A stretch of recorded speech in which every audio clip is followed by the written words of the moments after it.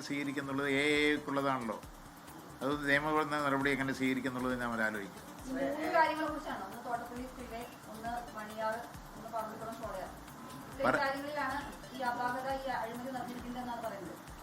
അതിലെന്ത് അഴിമതി എന്നുള്ളത് ഇന്റർ സ്റ്റേറ്റ് വാട്ടർ ഒക്കെയാണല്ലോ.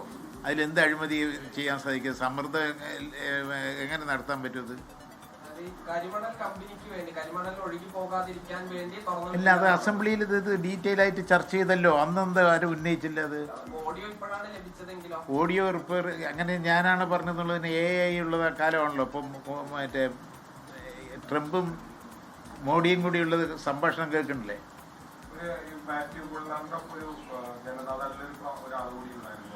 അയാൾക്കുള്ള ചില അസൗകര്യങ്ങൾ ഉണ്ടായിട്ടുണ്ടാവും. എല്ലാം നമുക്ക് സംരക്ഷിച്ചു കൊടുക്കാൻ സാധിക്കില്ലല്ലോ. അതൊക്കെ ആയിരിക്കും അതിൻ്റെ പിന്നീട് തോന്നുന്നു. അതല്ലേ ലക്ഷ്യമുണ്ടല്ലോ. മാത്യു ടിയെ ഒന്ന് മോശമാക്കണം എന്നുള്ള രീതിയിലുള്ള ഒരു രാഷ്ട്രീയ ലക്ഷ്യമല്ലേ, അല്ലാണ്ട് വേറെന്താ ഉള്ളത്? ഞങ്ങളതിനെ കുറിച്ച് നിയമ നടപടി സ്വീകരിക്കാനാണ് ഉദ്ദേശിക്കുന്നത്. അതിന് നീക്കം തുടങ്ങും. ഇന്ന് തന്നെ തെരഞ്ഞെടുപ്പിന് മുമ്പ് നാളെയല്ലേ. ഞാനത് വക്കീലായിട്ട് സംസാരിച്ചിട്ടുണ്ട്. ലീഗൽ അഡ്വൈസ് നോക്കിയിട്ടല്ലേ ശരിയാക്കാൻ പറ്റും.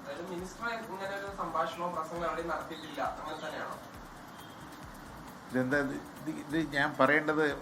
അസംബ്ലിയിൽ ഇതിനെക്കുറിച്ച് വിശദമായ ചർച്ച ചെയ്തു. ഇതിനെക്കുറിച്ചിട്ട് എന്താണെന്ന് പരിശോധിക്കട്ടെ. അങ്ങനെ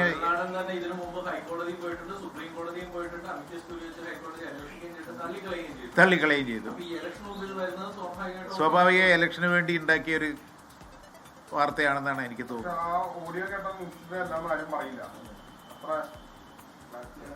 അതായത് PA ഉള്ളത് കൊണ്ട് എത്ര വേണമെങ്കിലും എങ്ങനെ വേണമെങ്കിലും പറയാലോ. ആർട്ടിഫിഷ്യൽ ഇൻ്റലിജൻസ് ഉണ്ടല്ലോ. അതുകൊണ്ട് എങ്ങനെ വേണമെങ്കിലും ആരുടെ സൗണ്ട് വേണമെങ്കിലും ഉണ്ടാക്കാം. എത്ര ഭംഗിയായിട്ട് ഉണ്ടാക്കുന്നത്. അതുണ്ടെങ്കിൽ എനിക്ക് പറയാനുള്ള അവസരമുണ്ടല്ലോ. ഞാൻ പറയില്ലേ? അത് പരിശോധിക്കണം. ശാസ്ത്രീയ പരിശോധനയ്ക്ക് വിധേയമാക്കണം.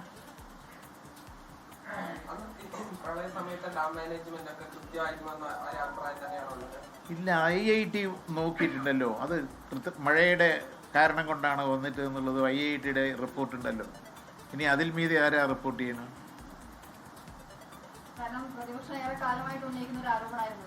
ഇല്ല, പ്രതിപക്ഷ ആരോപണം ഉന്നയിച്ചില്ല. മനുഷ്യൻ അതിനെന്നാ അസംബ്ലിയിൽ ഇത് ചർച്ച ചെയ്യണ്ടേ? അസംബ്ലിയിൽ നിങ്ങൾ റെക്കോർഡ് നോക്കി. മാത്യു കുഴൽനാടൻ ഉണ്ടല്ലോ അസംബ്ലിയിൽ. അയാൾ എന്താ അതിനെക്കുറിച്ച് എന്നാ പറഞ്ഞില്ല? അത് IIT റിപ്പോർട്ട് വന്നിട്ടുണ്ട്. വളരെ കാലവർഷക്കെടുതി കൊണ്ടാണ് വന്നിരിക്കുന്നത് എന്നുള്ള റിപ്പോർട്ട് വളരെ അതിനെക്കുറിച്ച് അന്വേഷിക്കാൻ വേണ്ടി വെച്ചു. IIT വളരെ ക്ലിയറായി റിപ്പോർട്ട് വന്നിട്ടുണ്ടല്ലോ. പിന്നെ എന്തായാലും കുറ്റക്കാരെ പറയണം? ആരെ കുറ്റപ്പെടുത്താൻ പറ്റും?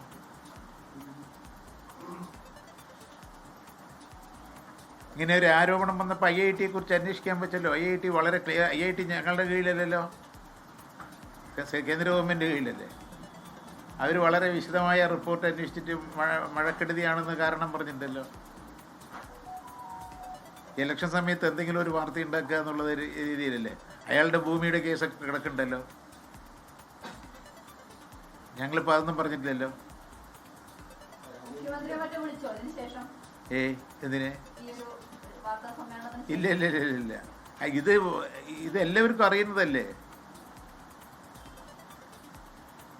മദ്രാസ് IIT അന്വേഷണം നടത്തി ക്ലിയറായി മഴക്കെടുതി കൊണ്ടാണ് വന്നിരുന്നുള്ളത് വളരെ വ്യക്തമായി പറഞ്ഞിട്ടുണ്ടല്ലോ. പിന്നെന്താണ് അതിൽ പറയാനുള്ളത്? എനിക്കതിലൊരു സംശയം. ഇപ്പോൾ ഇത് വിട്ടതിൽ AIയുടെ സാഹചര്യം ഉണ്ടോ? ഞാൻ നിയമവശമായിട്ടൊന്ന് പരിശോധിക്കാം. എനിക്ക് അതിൻ്റെ നിയമവശം എന്താണെന്നറിയില്ല. വക്കീലുമാരായിട്ട് ആലോചിച്ചിട്ട് നിയമ നടപടി സ്വീകരിക്കും. ധനനഷ്ടം തന്നെ എനിക്ക് പറയില്ല. അതിനെന്താ പറയുക എന്നുള്ളത് എനിക്കറിയില്ല. നിയമ നടപടി സ്വീകരിക്കും. അല്ലാണ്ട് ഈ സമയത്ത് കൃത്രിമമായിട്ട് ഇതൊരു ഒരു ഒരു ഒരു വാർത്ത ഉണ്ടാക്കാൻ പാടില്ല.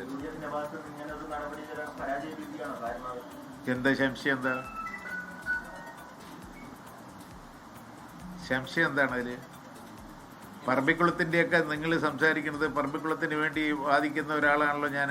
ഇപ്പോൾ ഈ വെള്ളത്തിൻ്റെ ഒരു തർക്കമില്ലാതെ കൃഷിക്കാർക്ക് ഈ 8 വർഷമായിട്ട് ഉണക്കം പറയുന്നത് സാധനമില്ലല്ലോ.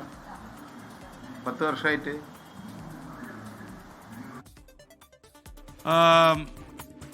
മന്ത്രി കെ കൃഷ്ണൻകുട്ടി സംസാരിക്കുകയായിരുന്നു. തോട്ടപ്പള്ളി സ്പിൽവേ തുറക്കാത്തത് കരിമണൽ ഖനനക്കാരെ സഹായിക്കാൻ വേണ്ടി മാത്രമാണെന്ന് മാത്യു കുഴനാട് MLA ആരോപണത്തിന് മറുപടി പറയായിരുന്നു. നമ്മുടെ കഴിഞ്ഞകാല പ്രളയം മനുഷ്യനിർമ്മിതമാണെന്ന ആരോപണത്തിനായിരുന്നു മറുപടി. നിയമസഭയിൽ അദ്ദേഹം മറുപടി പറഞ്ഞില്ല എന്നാണ് അദ്ദേഹം പറയുന്നത്. എന്നാൽ മറ്റൊരു കാര്യം രമേശ് ചെന്നിത്തല പറയുന്നത്, അമിക്കസ് ക്യൂറി ഇത് പറഞ്ഞിരുന്നു, മാൻ മെയ്ഡ് ഡിസാസ്റ്റർ തന്നെയാണ് ഇതെന്ന്. എന്തായാലും ചിലപ്പോൾ ഈ വിവാദം കൂടുതൽ പടരാൻ സാധ്യതയുണ്ട്.